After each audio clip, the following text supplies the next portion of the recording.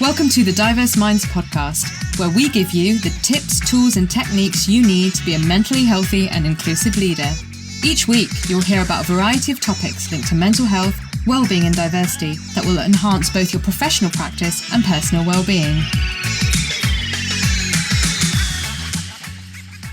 Welcome to the Diverse Minds podcast. This week, as part of my Black History Month special, I'm delighted to introduce Mac. Mac is the founder and CEO of data-driven equality, diversity, and inclusion tech company, The Equal Group. Mac and The Equal Group are focused on providing forward-thinking organizations with the tools and support that they need to optimize their equality, diversity, and inclusion efforts. Over the last 10 years, as a regulatory-focused consultant with the energy and utilities industries, Mac has worked with and for some of the world's largest private and public organisations, including the likes of KPMG, National Grid, Scottish Power, Capita, and the Scottish and UK governments. Throughout his career, Mac has observed that there are numerous barriers within the workplace that prevent organisations from truly reaping the benefits that come from embracing greater levels of equality, diversity, and inclusion. Mac's mission is to ensure that the current generation leaves a legacy whereby the equality and inclusion are the new norm and individual differences are respected and valued. Mac was also recently shortlisted for both NatWest Midlands Entrepreneur for Good and the Greater Birmingham Chamber of Commerce Future Face of Entrepreneurship Awards. I'm so delighted to have Mac with us today and as a guest as part of Black History Month. So Mac, welcome to the show. Thank you. So first of all, can you tell our listeners about Equal Group and what you do? Yeah, sure. So the Equal Group essentially is a diversity and inclusion focused organization. Essentially, we operate in the data and tech space. So what that means is we develop platforms for organizations to visualize their diversity data. One of the things that we've noticed is that organizations aren't very good at tracking data, and their systems that aren't necessarily set up to support the different demographics that operate within organizations.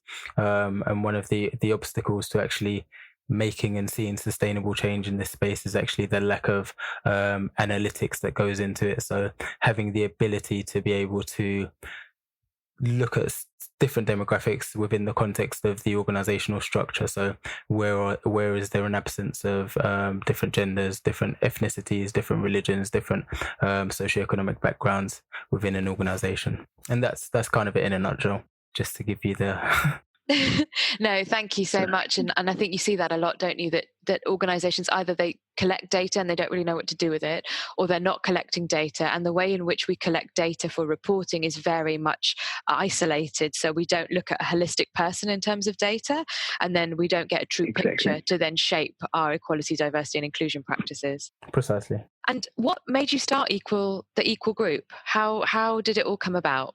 Yeah, so essentially I've spent kind of 10 years as an economic regulatory consultant, operating primarily in the utilities industry. And, you know, I've always been quite ambitious, and I've always looked to senior leadership levels to see where I could go to next in terms of promotion and progression and that kind of thing. And I got to the stage in my career where I looked up and I saw a complete absence of diversity. And, you know, over the years, I'd had the pleasure of developing good relationships with a number of senior level execs. So I had a number of conversations with them and said, you know, firstly, do you recognize that there is a diversity problem within the industry? To which they all said yes. And then secondly, what can we do to fix this problem? And that kind of secondary question stumped people in terms of not necessarily knowing what needed to be done to change things for the better.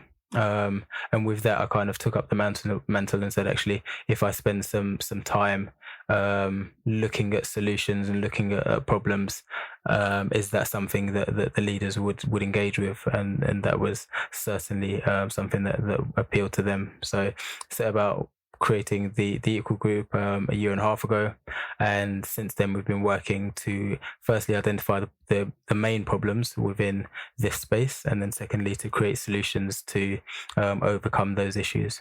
And that's kind of how the tech angle came about, because we actually appreciated that companies firstly weren't very good at getting data off individuals. There is an element of trust or missing trust between employees and employers.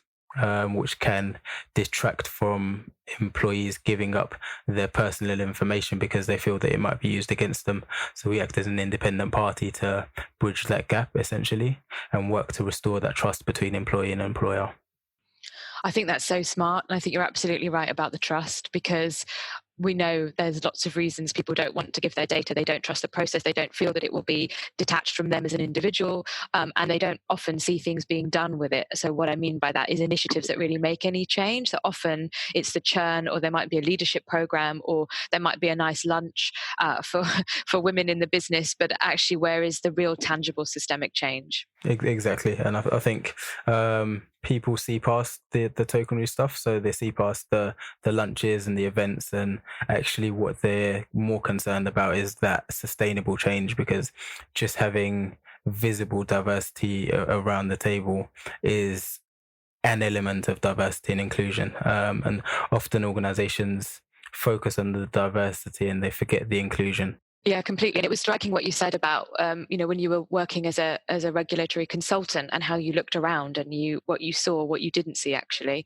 And do you feel running your own business, you have more kind of power and leadership as a Black leader?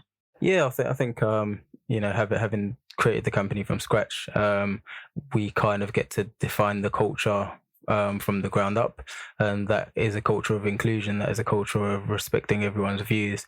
And it's one of these things that the more you embrace it, the more you get out of it. So, you know, I have a perspective being a Black man that has grown up in Britain.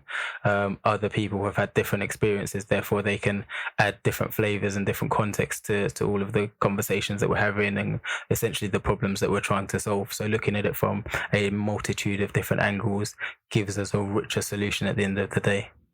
Yeah, thank you, Mac. And I think you're right, because you have a experience as a Black man in the UK, but there are lots of different experiences. And again, people tend to lump it together that, all Black people should find Barack Obama inspiring, all Asian people should look to Frida Pinto in acting. And we know that it's so much more than that. And as a leader and now a CEO, what have been your key career learning points, and what would you advise other people if they want to work in EDI and or set up their own business? Yes, I think for me it's courage. I think leadership is about stepping out. It's about doing something different. Or history remembers the leaders that do something different. History remembers the leaders that go against the grain. So I think it's very easy as a leader to kind of look around and see what everybody else is doing and kind of play it safe. And that's especially in the EDI space. You see a lot of this in terms of leaders engaging in unconscious bias training and all of these things that we know don't work. It's easy to do things that have already been done. It's easy to sometimes do things that are ineffective, but what isn't easy is actually getting to grips with the problem, really relating. And one of the things that people miss some of the time is that actually EDI is different for different companies. So each company has a different composition of individuals. Each company has a different culture. And unless you roll up your sleeves and get your hands dirty and really get to grips with what is the culture within your organization and what do you want that culture to be, you're never really going to get EDI right. So there's a lot of courage that comes into leadership to step out and to be different and to go against the grain sometimes and to ask yourself difficult questions, because that's the only way that you get to a better future. And any other sort of key learning points that you have from your career to date, especially from your lens as a Black leader? Yeah, so I think resilience is kind of one of the things that is embedded in me very early on. I, like many people, was told when I was growing up that I'd have to work 2, 3, 4 times as hard. And initially I embraced that, but nowadays I look at it as kind of a challenge to overcome, and by that I mean it's unsustainable for us to keep working 2, 3 times, 4 times as hard as our peers, and actually we need to change the system so that we can just work the same. And I think that's kind of my driving ambition to say, actually, in the next generation, I want the legacy I want to leave my kids is that they can work as hard as anybody else and get as far as anybody else, not having to work twice as hard, not having to work 3 times or 4 times as hard. But along that journey, resilience is something that's definitely needed. That's so powerful. And I was laughing not because it was funny, I was laughing because I was told exactly the same thing. And I think in some ways what happens is we become workaholics without really setting out to be workaholics, because we're always trying to do more and do better. And I think a lot of us as well from global majority backgrounds, our parents keep pushing us and it's not good enough. And then we just keep going and we are resilient, but then when we hit burnout, it's not pretty at all.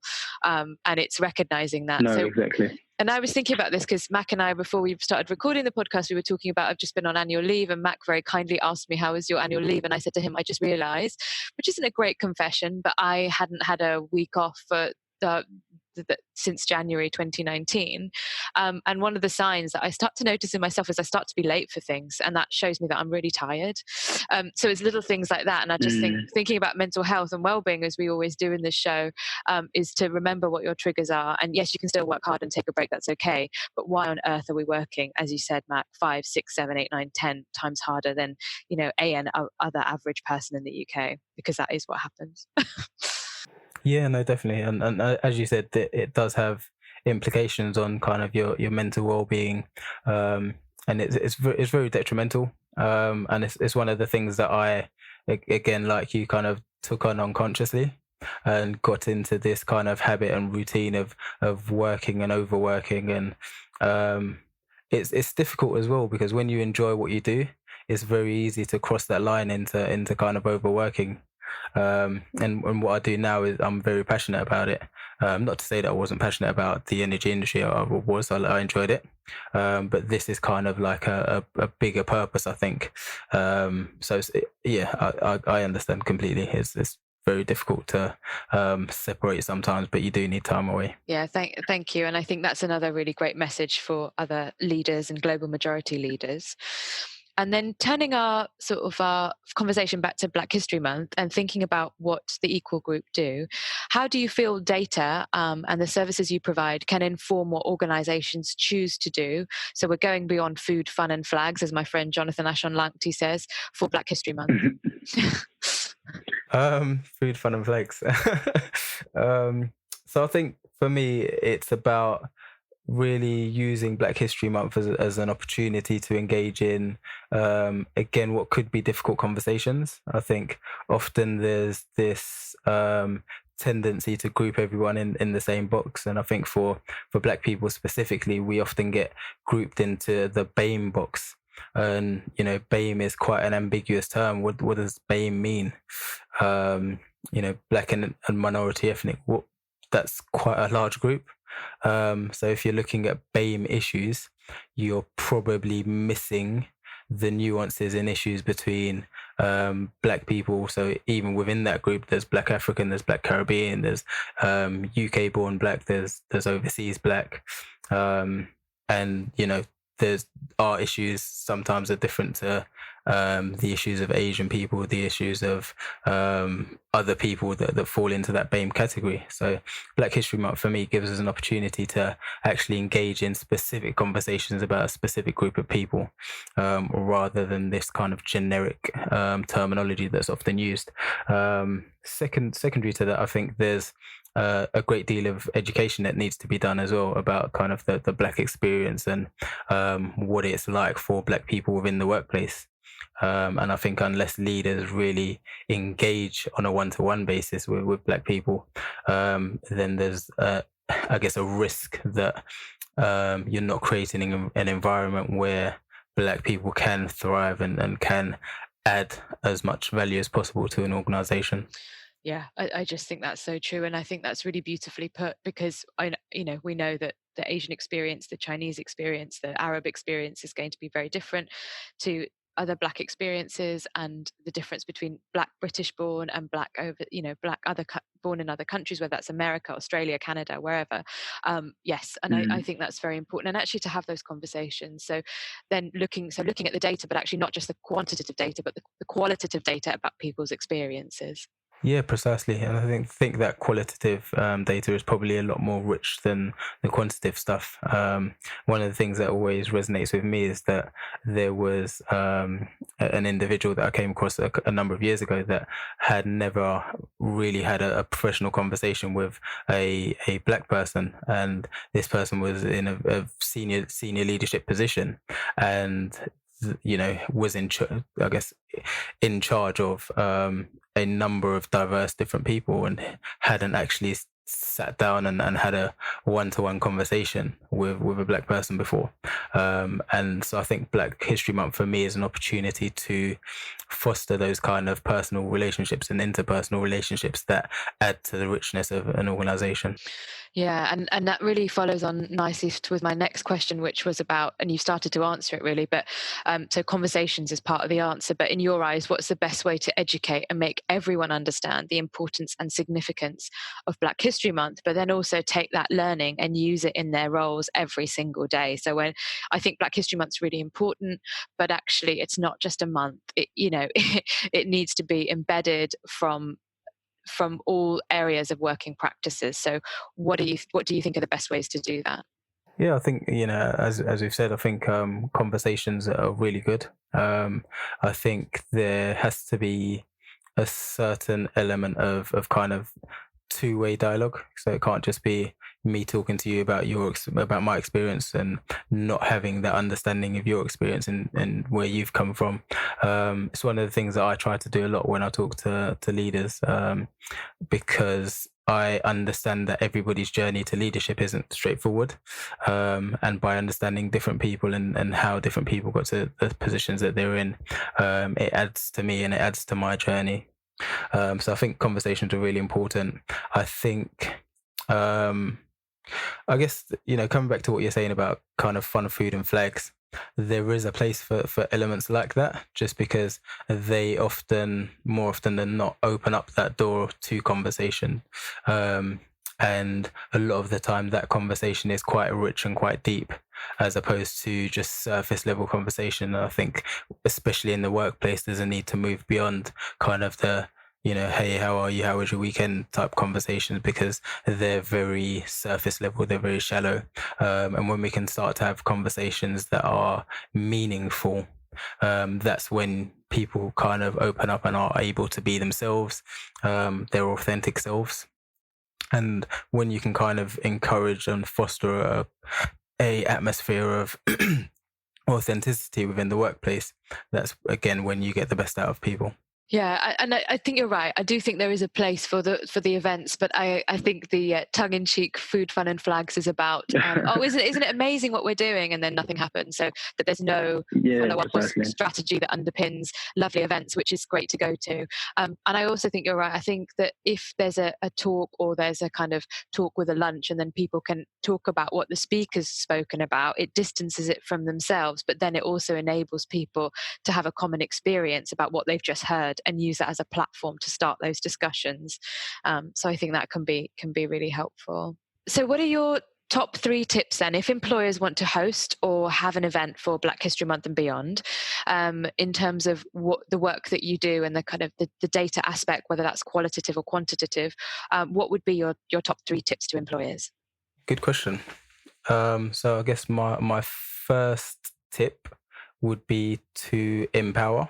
So empower Black people within the organization to, if it is an event, to put on an event that is authentic, that speaks to their needs within the organization.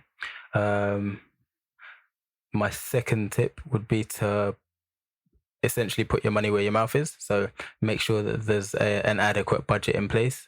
One of the things that I see happening a lot with kind of Black History Month and other, how do I term this, other celebratory occasions, is that the company is all for the celebration, but without putting a financial or budgetary backing behind it.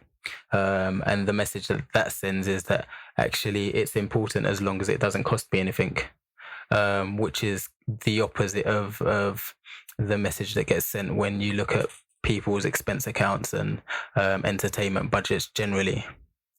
And then the third tip I would suggest is around engagement. So make sure that everybody feels part of it, because the saddest thing is for there to be a Black History Month event and it's just Black people there. I think the more that you can engage everybody on a common narrative, the more powerful it is, the more impact that it will have on the organization. Yeah, I couldn't agree more with what you've said. And I've just, listeners might have listened to the previous episode where I talk about my journeys and pitfalls and highs of organising Black History Month events in universities. And when I was working at the University of Oxford, my budget was £1,500 for the whole year. So it was, you're absolutely right. People know when it's cheap. And that's another thing I say, people know when it's cheap.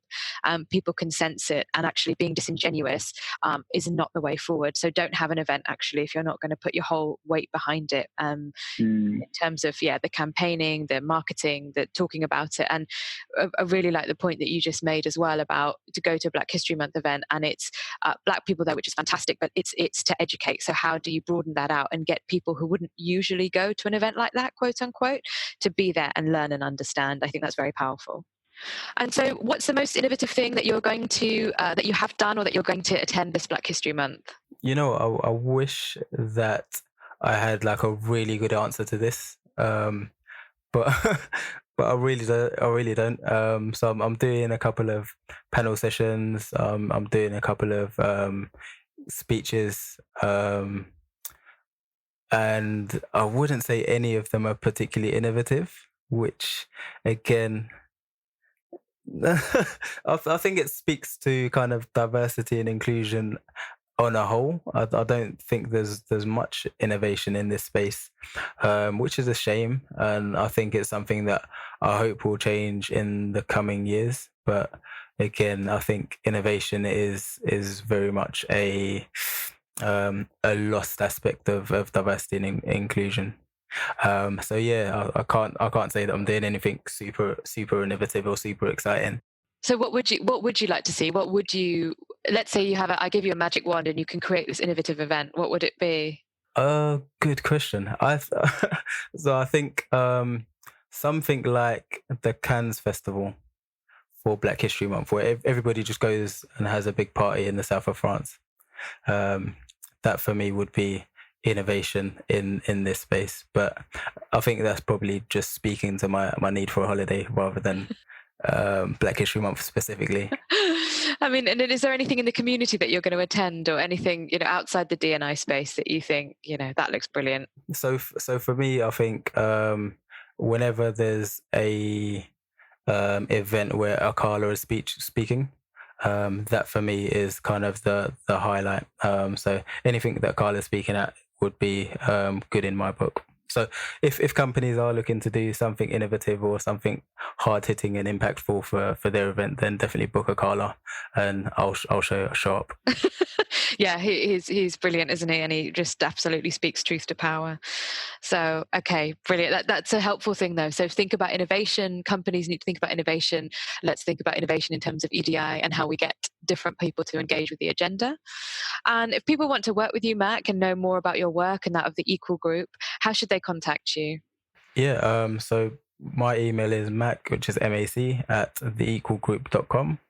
Website is theequalgroup.com. Twitter, LinkedIn, at the Equal Group. My phone number's somewhere online. So if people are that way inclined, then you can always get me on the phone. But yeah, email is probably best. And are there any particular people that you'd really love to work with? Any particular companies that you'd like to shout out to today? Good question. I think the BBC seem to be in a bit of a state. So I'm not sure whether I want to work with them or I want to stay clear of them. But yeah, I think that would be an interesting one to grapple with. Yeah, I'm open to anyone who's got a real passion and ambition in this space, which again, I'm afraid doesn't seem like very many companies at the moment. But hopefully there's leaders out there that kind of take diversity and inclusion seriously. And those are the kind of individuals that I want to engage with. Yeah, thank you so much, Mac, for all your insights as a leader around data, around Black History Month, and you're not afraid to have the brave conversations or to say it like it is, and I really admire that. And I'm really honoured that you are one of our guests for this month's Black History Month on the Diverse Minds podcast. And please remember to check the show notes where I've listed how you can get in touch with Mac and the Equal Group. Remember, if you're interested in any coaching on your work-life balance, to check out the Diverse Minds coaching page. And we'll see you in the next episode where we're going to be talking about Diwali and how to celebrate in the workplace. See you in the next show. Thanks for listening to the Diverse Minds podcast. Don't forget to subscribe on Apple Podcasts, Spotify, or wherever you access your podcasts from. You can also connect with me on Facebook, Twitter, and LinkedIn. Tune into next week's episode of the podcast, where I'll bring you more insights on mental health and inclusion. Bye for now.